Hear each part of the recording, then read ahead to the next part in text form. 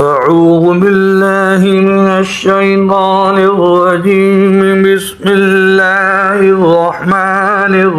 الرحيم. والمرسلات عرفا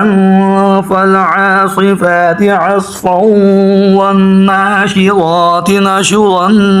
فالفارقات فرقا فالملقيات ذكرا عرضا أو نذرا إنما توعدون لواقع فإذا النجوم طمست وإذا السماء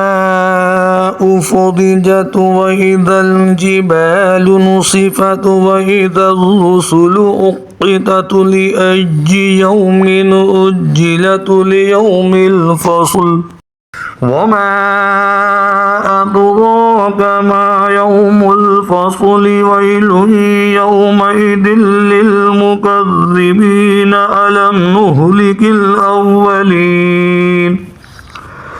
ثم نتبعهم الآخرين كذلك نفعل بالمجرمين ويل يومئذ للمكذبين ألم نخلقكم من ماء مهين فجعلناه في قرار مكين إلى قدر معلوم فقدرنا فنعم القادرون ويل يومئذ للمكذبين ألم نجعل الأرض كفاتا أحياء وأمواتا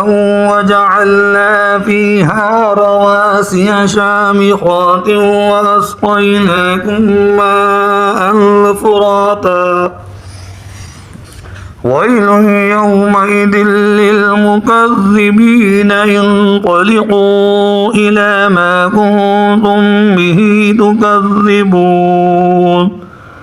انطلقوا إلى ظل ذي ثلاث شعب لا ظليل ولا يغني من اللهب إنها ترمي بشرر كالقصر كأنه جمالة صفر